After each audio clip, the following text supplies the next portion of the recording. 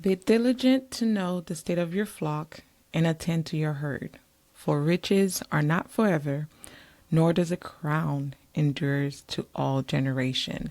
So good morning and welcome to another episode of the Godly Business Podcast, where we discuss some business fundamentals, sales fundamentals with godly principles. So today I wanted to start with this verse because I thought it was very, very interesting. And it's found in Proverbs 27. And the reason why I thought this verse was interesting was because back in the days, having flock, like Bible times, having flock and herd and things like that was a way of pretty much being wealthy, right? That's how you measured your wealth, by how much your flocks have grown, and how much herd you have, right? So in Proverbs 27, it was talking about to be diligent to know the state of your flock. Now, why this subject? I wanted to talk about this today because in meeting newer entrepreneur, I think that is one aspect of starting a business that is not accounted to, or for rather, in starting a business. You may think, okay, I know how to manage my W-2 check, right? So therefore I will be able to somewhat manage my business influx and things like that. So I wanted to talk about a couple pitfall that to avoid and how this verse warns against that, right? So the first thing it says is be diligent to know the state of your flock, right? So you have to know the state of where your money is, right? If you cannot tell me where your W-2 paycheck is going and you are unable to manage that, there's a high likelihood it's going to be even harder in your business to track all of your sources of income and all of your sources of expenses if you're not on top of it, right? So for example, on your W-2, you get one check, right? And then usually your expenses are relatively the same, right? In business, depending on the type of business you have, those things can drastically change, right? And so you definitely have to be on top of your expenses and of course on top of whatever revenue that you are getting. So if you're not someone who is diligent and paying attention to those things, unfortunately you run into a lot of issues. So this is what we're going to talk about today. If you found this subject interesting, talking about God, biblical principles, and business, this is the right place for you. So please subscribe and follow us for more around those subjects. So the first thing, like I said, is knowing where your money is, knowing the health of your money. And knowing what's going on with it, right? How much are you getting in? How much is going out is very, very important. And not just learning that. And I think the best way to learn that is starting in your W-2 before you jump in and like, hey, I want to start a business and have no basic concept of money. So to me, when it says be diligent, that also, how can you become diligent in your money? One of the simplest way is to write a budget. Yeah, I know that word budget is so cringy to so many people, but it's so very, very important. And I think people try to complicate what a budget is, right? And the simplest way I could think about it is, first, don't complicate things, right? Just write down how much are you making, right? How much do you come in after Uncle Sam gets his, after your 401k, after all of that? How much sits in your account after all of that is taken out? And then calculate, okay, for this, what are my bills, right? My electricity bill, my phone bill, my internet, my subscriptions. A lot of people forget the subscriptions. This is where a lot of people get tricked, because I remember I was helping one of my coworkers like years ago and tracking his expenses and budget. He had over $120 of subscriptions and he did not even realize it. Those things can sneak up and put a hole in your budget so fast, right? But that's why we write a budget. We need to know exactly where our money's going and where all those expenses. So that's pretty much it. It's not rocket science. It's not something that you need some expensive, complicated worksheet, Excel sheet, or anything like that. Just write a piece of paper, put a line in the middle, income and an expense. That's it. And then write down all of your expenses. And at the end of the day, just compare, okay, of this $4,000 that I make a month, example, how much of it is going out between rent, electricity, subscription, food, gas, insurance, all of those things, and how much do I have left, right? And do you have something left? And if not, what can we do to make sure we get that back in balance? That's all it is. But this is the first very important thing when it says to be diligent, to be on top of it, right? So that's one of the things that I feel like in starting a business as a newer entrepreneur, you may unfortunately fall into that trap if you cannot be diligent and knowing where your flock is. So the second thing and important aspect of that is it says not only to be diligent to know the state of your flock, but it says, and attend to your flock. So what does it mean to attend to your flock, right? So knowing is the first step, right? If you don't know where you are, it's going to be very, very hard to know where you're supposed to go, right? So attending to your flock. Now that you know, you need to start taking the action. What does it mean to attend to your flock? So now that you know, and like for my former coworker, right? Now that we know, okay, you have $120 worth of subscription every single month. What are you going to do about it? Are you going to have that honest conversation with yourself to know, okay, this is how much I'm spending on subscription a month? Am I getting the value of this $120 that I'm spending every single month? I remember the first ever time my husband and I sat down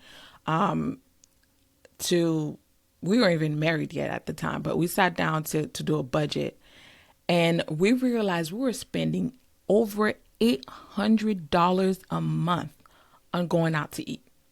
Y'all, that's a lot. That's rent. Actually, our rent was less than that, right? $800 a month on food, on just going out to eat, not groceries. Okay. Not groceries, just going out to eat.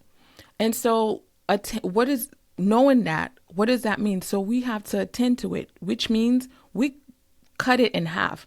Now, $400 going out to eat could be it's still a lot, right? But just by knowing it, it allows you to now pay attention to it and then start making step toward addressing that.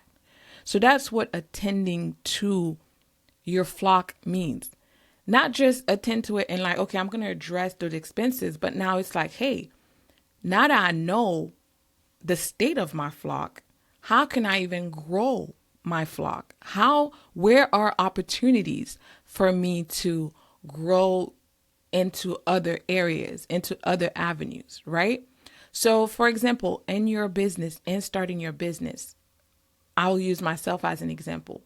I started in one area and realized people needed help in a completely different area of that I wasn't offering, right? I wasn't offering certain services that I realized people were needing.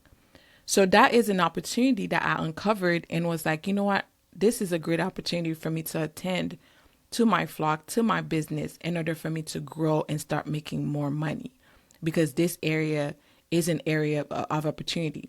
So attending to your flock doesn't just necessarily mean like, okay, I need to find out what I can cut.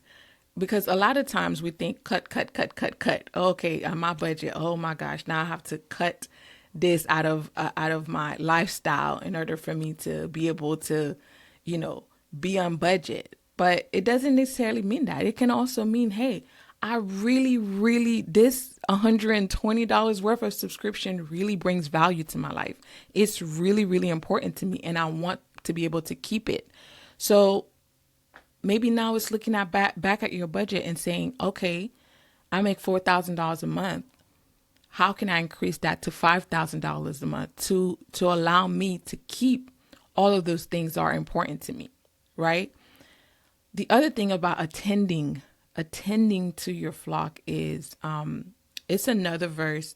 I don't have it right now, but when I read it, it reminded me of I think it's in Ecclesiastes, but don't quote me, right? It's like watching your lifestyle, right? So the more you get, the more we want, right? We talked about in the Bible, Jesus talked about of the example of the guy who had so much, and in his heart, it was like, I have so much, I don't even have room to store it. You know what I'm going to do? I'm going to tear this barn down, and I'm going to build a bigger one to hold all of my harvest. And, God was like, you fool, your life will be demanded of you tonight. Right? So in thinking about that, it's like, when is enough enough? Attending to your flock can also mean, and knowing the state of your flock can also mean, hey, is this enough? Is this enough? Because sometimes what tends to happen is we build. That's awesome, right? Because one of the things I know a lot of Christian people say, hey, God said a good man leave enough for their grandchildren, right? And so we're all like, hey, I want to build and build and build. But you also have to ask yourself, when is enough enough? When is enough enough? So in your building, attend to your flock in this way. Is your flock, now talking about your children, ready for the blessing that you're going to bestow upon them? I think that's one of the equation in talking about generational wealth that is not addressed. But that's the third thing I'm going to talk about. But in building our wealth, right? When is enough enough? And the fact that now we start making it all about the gain, and not about, okay, now that I've gained all these things, what am I supposed to do with all this gain and access? Am I being a blessing to others, right? And the more I get, am I increasing my lifestyle along with that, to where I'm constantly having to strive, I'm constantly having to do, because I keep increasing my lifestyle. So my lifestyle, I still have to make more, because I was here, my lifestyle, I was here, and now I have to increase my lifestyle. Now I go here and my lifestyle increased, right? So paying attention to your flock in that manner. But the last thing I wanted to talk about, which I kind of started to talk about, was the fact that in attending to a flock, looking at it from the perspective of, what are we leaving our children, right? The last part of Proverbs 27, verse 24, which is, for riches are not forever, nor does a crown endures to all generation. I think there were 4 of the wealthiest people. I forgot the name, so I don't want to say it wrong. But I was reading about their biography and how in 3 generations, the family lost most of their fortune. And the fortune that they have was like, I'm talking about billions upon billions, oil money type thing. And I'm so mad at myself right now for not remembering the name. But anyways, in the book, it talks about how reckless, just completely reckless, the grandchildren became when it comes to the money. They were not good steward of it at all. And by the 3rd generation, most of the money was gone, was completely gone. And so in reading this 3rd verse, it's like, I'm thinking about all of my friends and family who are so big on, you know what, I'm going to build generational wealth. I'm going to build things to live for my for my kids. I want to have legacy.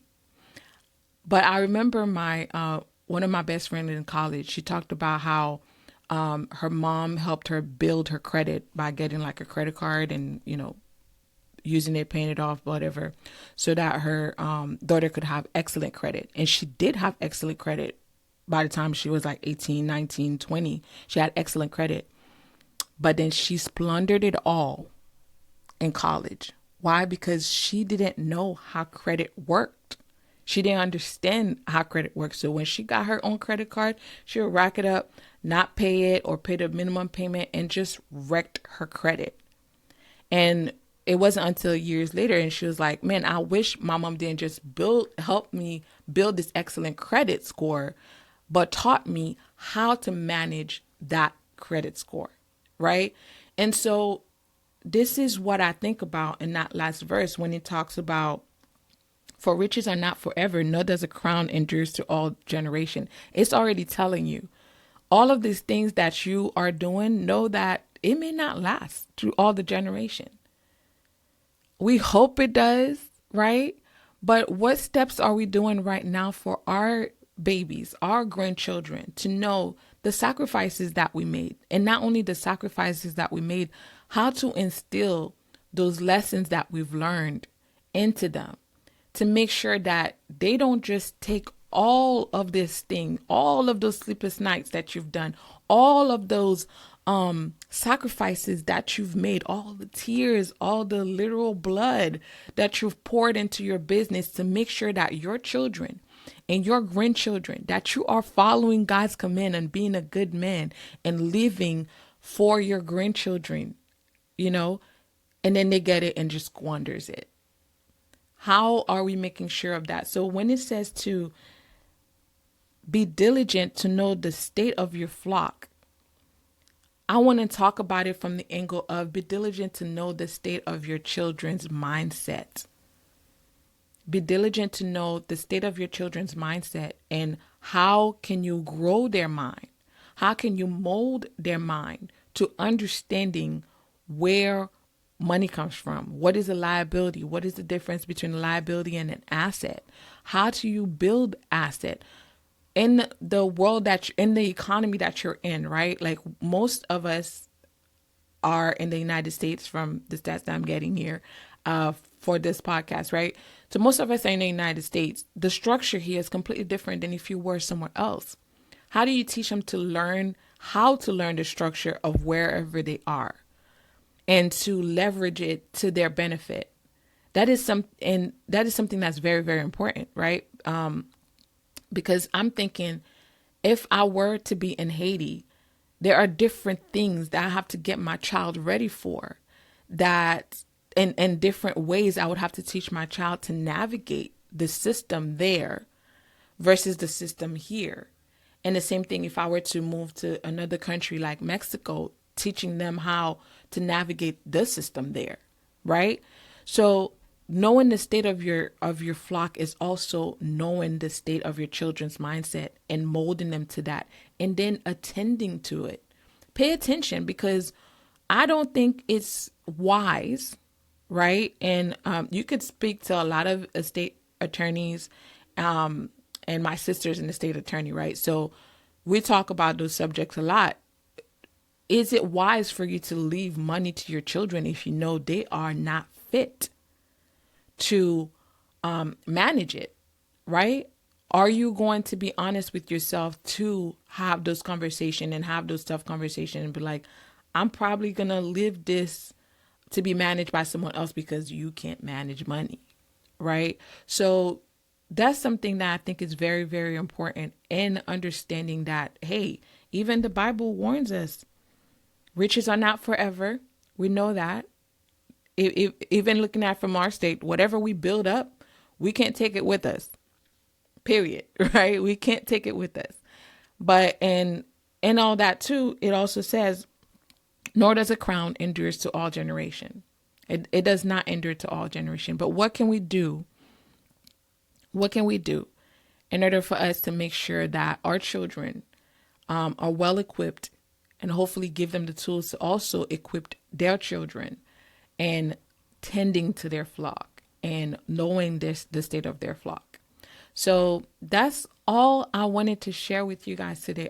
When I saw this verse, I thought it was so powerful and so well needed, and something that I feel like whether you're new to entrepreneurship or been in business forever, the discussion around attending to your flock in the sense of attending to your money, yes, attending, knowing the state of your flock as far as like your business expense and all of those things, but also understanding the state of your flock when it comes to your children and building wealth and leaving a legacy.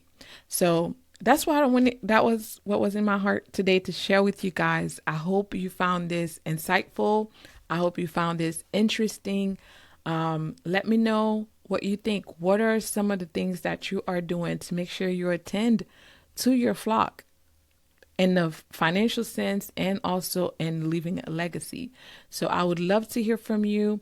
And again, as always, if you have questions, concerns, comment and leave a comment, but also know that God is the best source of all the answers that you need. So all you have to do is ask him, as he will guide you, teach you, and counsel you in the way that you should go. All right, so that is it for me, you guys. I hope you have an amazing rest of your week and weekend. I will talk to you guys next week. God bless.